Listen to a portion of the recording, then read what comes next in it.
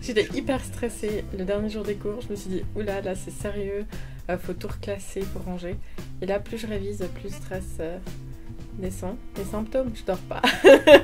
Ah non, moi ça augmente en fait, le stress. J'ai fini l'école, je me suis dit, bon, ça va, c'est fini, enfin le gymnase. Et maintenant, tout d'un coup, je commence à me rendre compte des piles de livres qu'on doit Il faut tout apprendre. classer.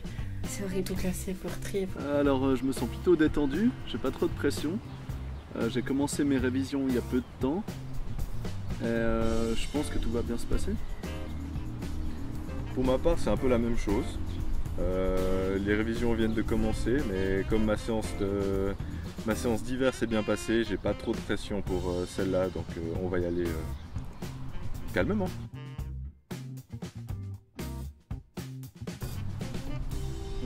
Ma méthode de révision, c'était de me concentrer sur les points importants que j'avais pas encore intégrés pendant l'année ou pendant ces 3 ans. Et donc j'ai repris à peu près tous mes tests, que ce soit en maths, en physique, en français, en allemand ou en anglais, où j'ai eu au-dessous de la moyenne, où je vois que c'était assez limite. Et donc j'ai préféré appuyer sur ces points-là, les perfectionner, essayer de recomprendre mieux cette matière. Et, je laisse un peu tomber tous les points que je vois que j'ai complètement compris. Je refais peut-être une fois un exercice du thème, mais je mets pas l'accent là-dessus. Je rajouterais juste une petite précision en fait pour moi, parce que ça change pas mal du gymnase. À l'EPFL, on a le travail qui est assez basé sur le système de série, où en fait chaque semaine, dans chaque branche, tu as une série d'exercices à réaliser qui te prend plusieurs heures. Et pour mes révisions, ce que je fais, c'est que je reprends toutes les séries de toutes les branches qui vont être examinées. Et pour chaque série, toute la théorie dont j'ai besoin, toute la matière dont j'ai besoin, j'en fais un résumé sur une feuille A4. Bien sûr, il y aura plusieurs résumés et plusieurs feuilles A4 que je commence à scotcher les unes aux autres, ce qui me fait un immense panneau pour chaque branche. Je me suis fait fixer des objectifs. En fait, j'ai fait un planning et tous les jours, je dois faire le chapitre 4 d'économie, je dois faire le résumé du chapitre 1 de ce livre. Alors, je me suis fait un peu un programme que j'essaie de suivre plus ou moins à la lettre.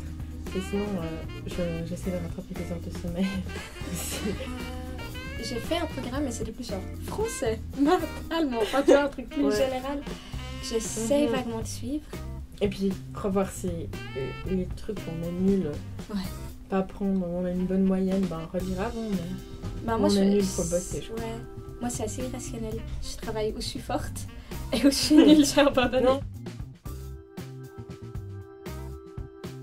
Idéalement, ce serait de 10h à 22h, 23h, suivant si j'ai réussi à finir ce que j'avais prévu dans mon planning. Après, ça c'est la fourchette de temps. Après, bien sûr, toutes les heures et demie, je me fais une pause. Il faut prendre le temps de manger, de se doucher, de s'occuper un peu de soi. Je sais pas du tout, peut-être. Moi, je fais le calcul pendant ça. Moi je pense beaucoup moins de temps que ça en fait, j'y vais crescendo, donc au début de ma semaine de révision je pense que je fais 2 heures par jour peut-être, et à la fin, peut-être 2-3 jours avant les examens, là je commencerai vraiment à travailler 5-6 heures par jour. Peut-être 3 heures si on compacte, 3 heures, 3 heures et demie, mais c'est pas énorme, il faudrait que je fasse plus, normalement. Ouais. Toi? Oh, moi je me lève le matin à 8h30, je suis au Rolex jusqu'à midi. Après de midi et demi à 5h, moins le match du jour de Roland Garros. Je me laisse faire le calcul. Ouais, mais je révise toute la journée. Ouais.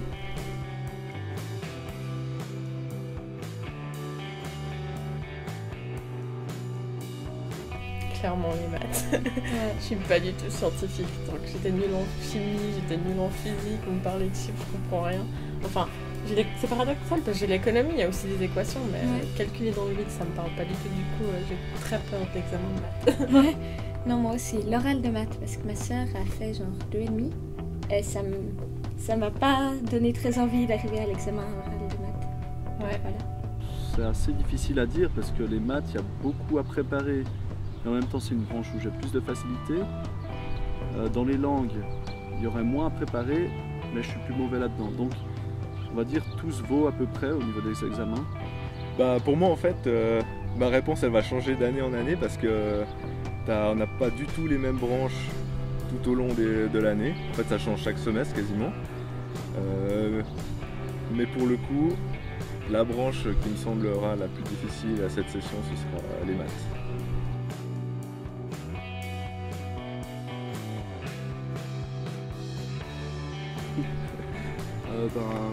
Oui, en fait toujours. C'est pour ça que j'y vais à coup de très peu d'heures par jour. Donc je pense que je fais beaucoup plus de pauses que Léandro au niveau des révisions. Donc toutes les heures et demie, c'est pour manger un truc ou comme ça. Moi c'est plutôt toutes les heures pour jouer de la musique, pour me reposer, regarder la télé. Enfin, je suis extrêmement dissipé dans mes révisions. C'est vrai que c'est difficile de ne pas se faire distraire pendant les révisions. Après, c'est une question de discipline personnelle si tu arrives à te forcer à travailler. De mémoire, pour ma session d'hiver, au début en tout cas, j'étais bien, je respectais bien le planning et tout. Et vers la fin, on sentait quand même que ça fatiguait un petit peu, c'était plus difficile. Il y avait, bien sûr, tu as toujours un ordi à côté, Facebook, les amis, les messages, voir des gens, etc.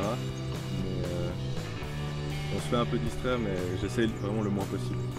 Il me faut tout le téléphone. Je me dis Instagram, Twitter et Facebook en ce moment, mais sinon... Non, c'est vraiment mon téléphone. J'essaie le moins possible de l'avoir près de moi. Je m'accorde des pauses. Ouais. Je vais sur Twitter, je tweete un ou deux trucs, puis après je reprends mon cahier. Mais moins que ce que je faisais en cours. Non, pareil, mais je l'enferme dans un tiroir, je le mets en silencieux, je fais tout ce que je peux. C'est là qu'on se rend compte à quel point on est addict à ces machins. Aujourd'hui, je l'ai cherché, je pense, 5 fois en 3 heures de révision parce que je ne le trouvais pas, alors qu'il était juste sous un cahier, mais j'ai commencé à chercher. Ou bien tu te dis, je vais chercher vite une définition qui manque sur Google, puis tu finis sur Instagram. Enfin, voilà quoi.